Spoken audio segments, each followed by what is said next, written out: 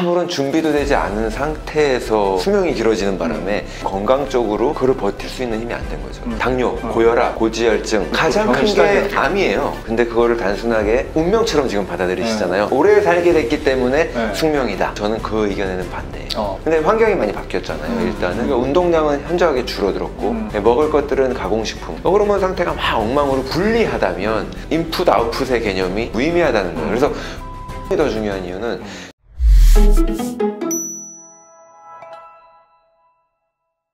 누군지 소개를 좀 해주시겠어요? 안녕하세요. 예, 저는 환자혁명의 저자 조한경입니다. 미국에서 카이로프락터고요. 기능의학 진료를 하고 기능의학에 대한 이야기들을 하고 있습니다. 그러면 주로 어떤 환자분들을 보세요? 원래 카이로프락터 하면 도수 치료니까 척추 교정이나 뭐 이제 근골격계 질환들을 치료한다고 생각을 하시잖아요. 예, 물론 그런 게 메인이긴 한데 요즘 기능의학이랑 접목을 많이 해서 대사질환 환자를 많이 봐요. 당뇨, 고혈압, 뭐 고지혈증, 그리고 갑상선 저하증 이런 분들이 많죠. 만성피로. 예. 예. 요즘엔 100세 시대 이래서 근데 건강하게 오래 살면 축복인데 건강하지 못하고 참 거동도 힘들면서 오래 사는 건 재앙이다 이런 얘기를 많이 듣습니다. 예, 맞습니다. 인류가 100세 시대까지 온다면 의학 발전의 힘이 큰 겁니까? 그 요인을 뭐라고 보십니까? 여러 가지 요인이 있죠. 의학 발전의 요인도 있기 때문에 지금은 사실 지금 방금 말씀하신 것처럼 무의미한 10년 아니면 길면 20년이 될 수도 있잖아요. 우리가 처음에 수명이 늘어나가지고 너무 좋다라고 하는 그 인식만 있다가 이제 지금 말씀하신 것처럼 그게 마냥 좋은 것만은 아니다라는 걸 사람들이 깨닫기 시작한 거예요. 그러니까 우리가 아무런 준비도 되지 않은 상태에서 수명이 길어지는 바람에 경제적으로도 준비가 안 돼 있고 더 중요한 건 건강적으로 그걸 버틸 수 있는 힘이 안 된 거죠. 근데 이 수명이 이렇게 늘어나게 된 데는 의학적인 힘도 크죠. 예, 지금처럼 생명을 연장할 수 있는 그런 기술들이 있고 의료 자체가 이제 위급한 상황들을 넘기게 해줄 수 있는 그 중간중간에 그런 단계들을 넘기게 해주니까. 근데 그보다 더 중요한 거는 사실 큰 각광을 받고 있지는 못하지만 위생 상태죠. 그것과 영양 상태의 개선이에요. 그러니까 옛날에 호환 마마가 무서워 막 이럴 때 그 마마, 천연두 이런 게 무서울 때도 영양 상태가 안 좋은 사람이 감염병에도 잘 걸리는 거거든요. 그러니까 우리는 단순히 이제 백신만을 생각할 수 있잖아요. 백신이 있으면 모든 감염병이 예방된다. 아프리카나 이런 데서 영양을 충분히 공급해 줄 수 없는 데서는 값싼 백신이 효과가 있을 수도 있겠죠. 효용이. 그런데 실질적으로 이제 몸 자체가 건강하고 영양 상태가 충분히 공급이 되는 상태에서는 그보다 더 중요한 거는 플러밍이라 그래서 배관이에요. 하수구. 옛날 1900년대 초만 해도 뉴욕 거리에도 마차가 다니면서 말똥이 한켠에 쌓여있던 그런 시절을 살다가 그런 상황에서 감염병이 많이 있을 수 있죠. 근데 그런 것들이 다 깨끗이 해소되고 하수구 처리가 잘 되면서 사람들의 건강이 훨씬 좋아지고 수명이 늘어났는데 그 두 가지가 영양과 위생이다. 이렇게 보는 시각이 크죠. 나이 들면서 우리 몸이 퇴화가 되면서 나타난 질환들이 지금은 너무 일반적인 거죠. 그렇죠. 다들 뭐 60은 기본이고 맞습니다. 이건 뭐 기본 중에 기본이고 7, 8, 9, 100세까지 다 사시니까 이런 병들이 지금 막 나와 있다는 건데 이런 이유도 볼 수 있을까요? 인류가 가장 큰 게 암이에요. 나이 드니까 노안이니까 그걸 다 받아들일 것이냐. 그렇게 볼 수 없는 게 누구는 건강하고 누구는 안 건강한 것도 맞거든요. 보통은 유전을 생각해요. 유전적으로 건강하다, 튼튼하다. 그것만 생각할 수 있는데 활동과 뇌를 어떻게 쓰고 머리를 어떻게 쓰고 몸을 어떻게 쓰고 이 부분이 더 중요한 건데 많이 간과되죠. 혈관성 질환 같은 것도 그런 것 같아요. 당뇨나 뭐 고혈압이라든지 거기다가 치매까지. 그죠? 그렇죠. 예전에 오래 살지 못하던 시절에는 치매 환자가 거의 없었다면 지금은 거의 인류가 다 겪고 가야 되는 병처럼 돼 있단 말이에요. 그렇죠. 근데 이게 혈관 관리와 관계가 있다는 거죠. 그렇죠. 근데 그거를 단순하게 운명처럼 지금 받아들이시잖아요. 우리가 오래 살게 됐기 때문에 숙명이다 라고 생각하면 저는 그 의견에는 반대예요. 관리할 수 있다? 충분히 관리할 수 있고 왜냐면은 오래 살면서 건강한 사람도 있다고 했지만 요즘은 30대에도 당뇨 환자가 있기 때문에 그런 거예요. 근데 환경이 많이 바뀌었잖아요. 일단은 우리가 운동량은 현저하게 줄어들었고 먹을 것들은 가공식품, 특히 초가공식품이라고 하는 것들. 혈관, 지금 건강을 말씀하셨는데 혈관을 망가뜨리는 것들이 엄청나게 늘어났기 때문에 건강에 대한 위협은 훨씬 커진 상황인 거죠. 그러면서 영양이랑 환경 때문에 수명은 길어졌는데 그렇죠. 건강하지 않게 오래 살게 되는 환경이 되어버린 거죠. 그러면 현대인의 질병 뭐 어떻게 뭐부터 해서 치료를 해야 되는 거예요? 크게 우리가 걱정하는 게 두 가지잖아요. 심혈관 질환과 암이에요. 그러니까 암은 뭐 그렇다 치고 심혈관 질환이라고 한다면 사실 이게 더 많거든요. 당뇨, 고혈압, 고지혈증이 다 심혈관 질환이에요. 그 심혈관 질환에 대한 문제들을 위협하는 거는 기능의학적으로 볼 때는 많지 않아요. 네. 인슐린 저항성이라고 하는 거거든요. 그러니까 인슐린, 우리가 음식을 먹으면 먹은 음식들을 에너지를 써야 되잖아요. 포도당이라고 얘기하죠. 탄수화물을 통해서 포도당을 얻는데 이 포도당이 뇌에서도 사용을 하고 근육에서도 사용을 하고 장기들도 에너지원으로 사용을 하는데 거기에서는 에너지지만 좋지만 이게 혈관을 통해서 전달이 될 때 혈관에서는 독이에요. 가장 먼저 우리가 분해하는 게 술 먹으면 간에서 알코올을 분해하고 그리고 탄수화물도 포도당 똑같은 속도로 처리를 하거든요. 그러니까 독성이기 때문에 몸에서 처리를 해야 되는 거고 혈관에서는 정리가 돼야 되는 건데 이게 정리가 안 되는 사람들이 그 혈관에 염증이 생기는 거예요. 당이 염증을 일으키기 때문에. 그럼 누가 안 되겠어요? 아까 말씀드린 인슐린 저항성이라는 건데 너무 자주 먹고 너무 많이 먹다 보면 세포들이 이 당을 다 받아줄 수가 없는 거예요.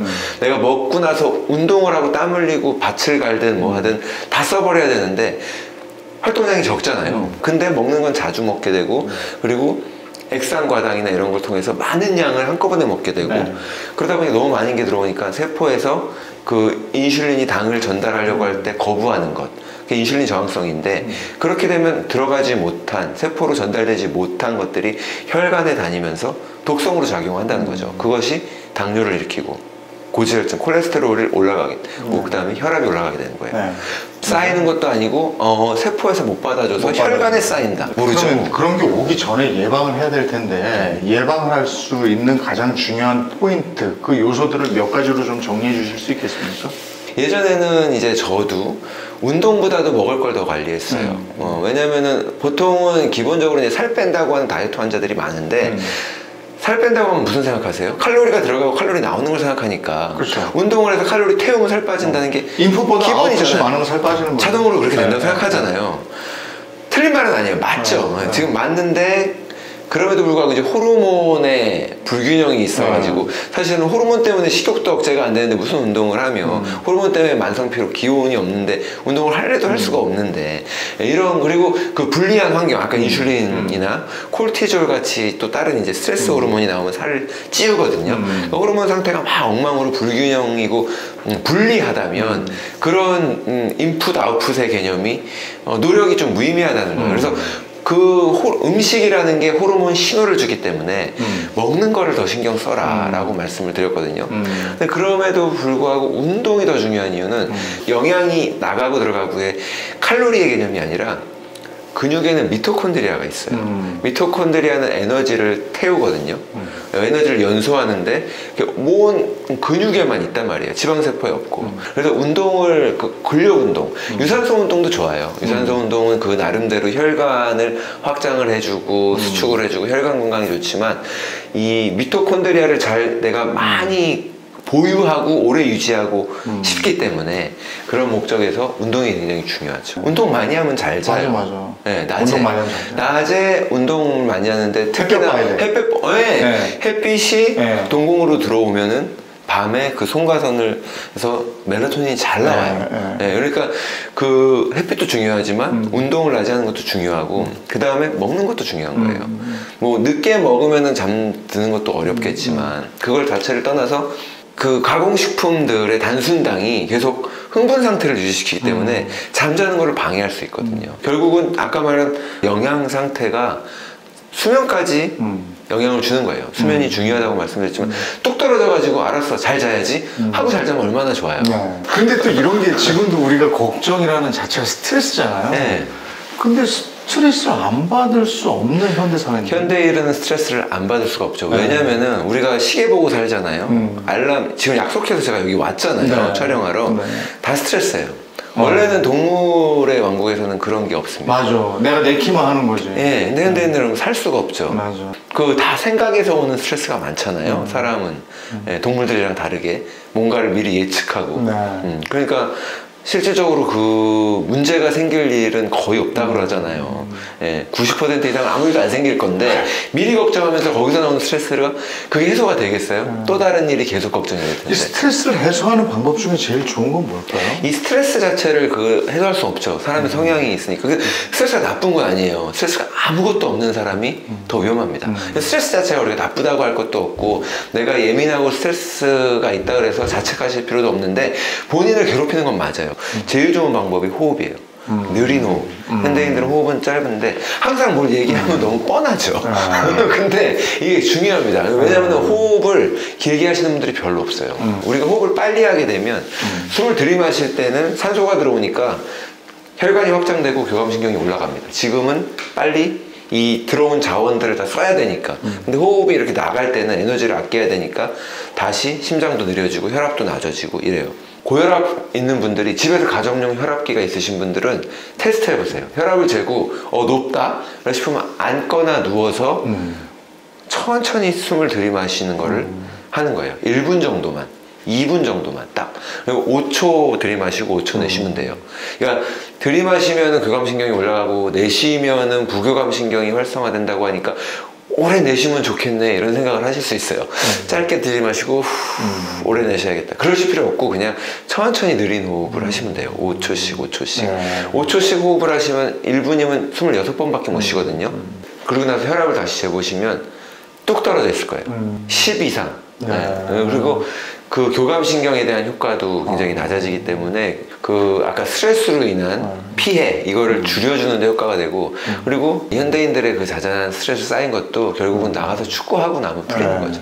재밌는 운동을 해야겠죠. 맞아. 운동하고 나면 즐겁죠. 네.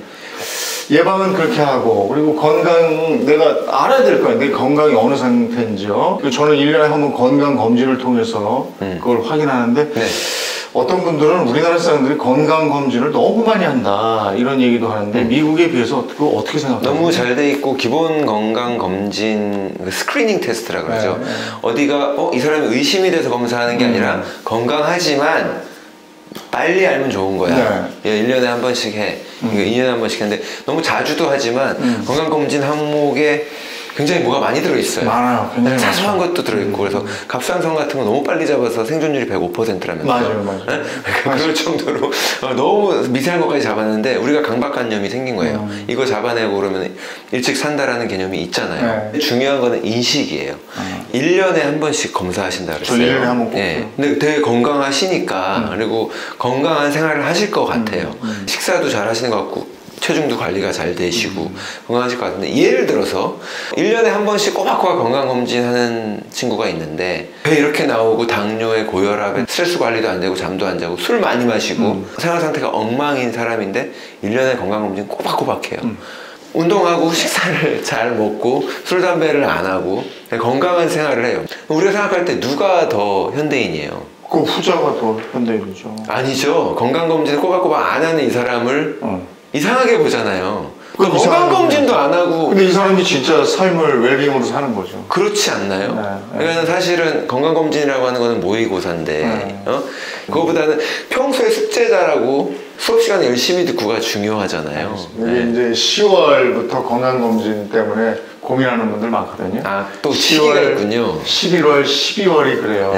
근데 이게 1년 내 건강에 대한 시험이거든. 그래요. 저희 장모님도 이 건강검진도 아니에요. 그냥 병원 검사를 하러 가는데 고혈압 약 먹고 하시는 분이 검사하러 가기 전에 또 2, 3일은 바짝 뭔가를 먹을 것도 챙기고 몸을 정갈이 한다고요. 네, 시험 보러 다니는 기분 딱 그 연말고사가 맞는 거예요.